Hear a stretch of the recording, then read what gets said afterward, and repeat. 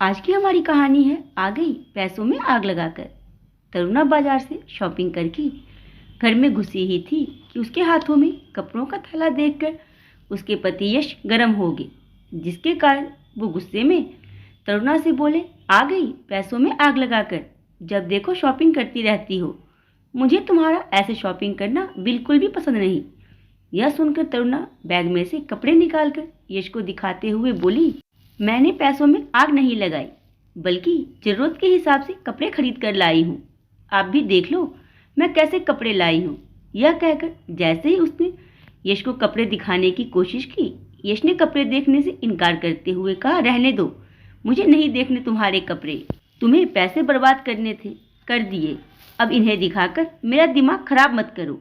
यश की बातें सुनकर तरुणा दुखी मन से जब कपड़े बैग में रखने लगी, तब उसका दुखी चेहरा देखकर उसके ससुर बोले, यह क्या तरीका है तुम्हारा बहू से बात करने का? पैसे में आग बहू नहीं बेटे तुम लगाते हो। बहू तो सोच समझकर पैसे खर्च करती है, तुम सिर्फ अपने बारे में सोचते हो।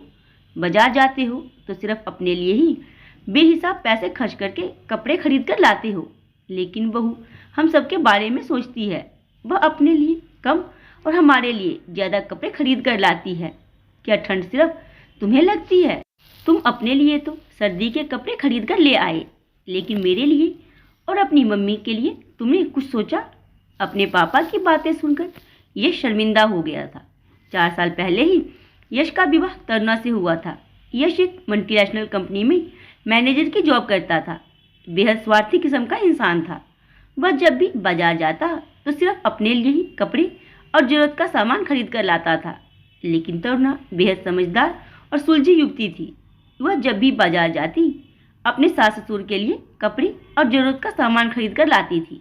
बाजार से लाकर वह जब उन कपड़ों को यश को दिखाने की कोशिश करती, तब यश कपड़ों को देखने की बजाय उससे गुस्से में कहता, रहने दो, मुझे नहीं देखने तुम्हारे कपड़े।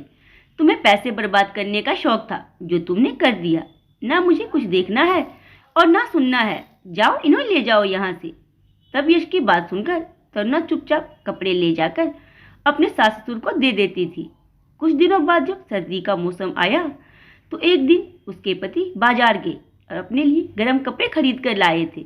जब उसके ससुर ने यश के गर्म कपड़े देखे तो वो उसकी सास से बोले, अपने लिए तो गर्म कपड़े खरीद लाया, एक बार भी हमसे यह नहीं पूछा कि आपके पास गर्म कपड़े हैं कि नहीं। मेरे गर्म कपड़े काफ़ी पुराने हो गए हैं, अब उनमें ठंड रुकती नहीं। पहले तो मैं अपने आप तुम्हारे लिए बाजार से कपड़े खरीद कर ले आता था, परंतु अब बुढ़ापे के कारण मेरी बाजार जाने की हिम्मत ही नहीं पड़ती। बेटा कितना स्वार्थी हो गया है, सिर्फ अपने बारे में ही सोचता है, हमारे बारे में कुछ नहीं सोचता। बहू तो फिर भी हमारे बारे में सोच लेती है, लेकिन बेटा हमारे बारे में बिल्कुल नहीं सोचता। तरुणा उस वक्त रसोई में खाना बना रही थी। जब उसने अपने ससुर की बात सुनी तो वह बाजार जाकर अपने सास ससुर के लिए गर्म कपड़े ले आई।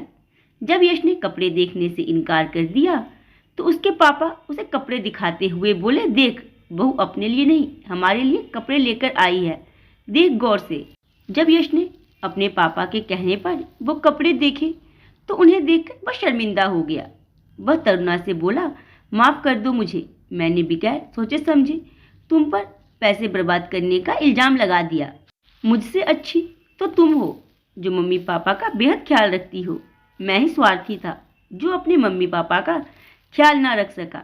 आज तुमने मेरी आंखें खोल दी, आगे से मैं भी मम्मी पापा का पूरा ख्याल रखूंगा। यश की बात सुनकर तरुणा के चेहरे पर मुस्कुराहट आ गई। यह देखकर उसकी सास उसे गले लगाकर बोली, बहुत खुश नसीब हूँ मैं जो मुझे तेरी जैसी बहू मिली। सास की बात सुनकर तरुणा खिलखिलाकर हंसने लगी। दोस्तों, बहुत खुश नसीब होते हैं वो माता पिता जिनकी संतान उनका ख्याल रखती है। जब संतान अपने माता पिता के बारे में नहीं सोचती तब उनका दिल बहुत दुखता है, क्योंकि अपनी संतान से माता पिता को बहुत उम्मीदें होती हैं। दिल खुश हो जाता है उनका जब उनकी बहू उनका बहुत ख्याल रखती है। तब उनके दिल से अपनी बहू के लिए अनेकों दुआ और आशीर्वाद निकलती है। ऐसी बहू नालायक बेटे को भी लायक बना देती है और घर को जन्नत बना देती है। इस कहानी के बारे में आपकी क्या राय, आप लोग अपने में जरूर दें। और कहानी पसंद आई हो तो वीडियो को लाइक, वीडियो को शेयर करना ना भूलें।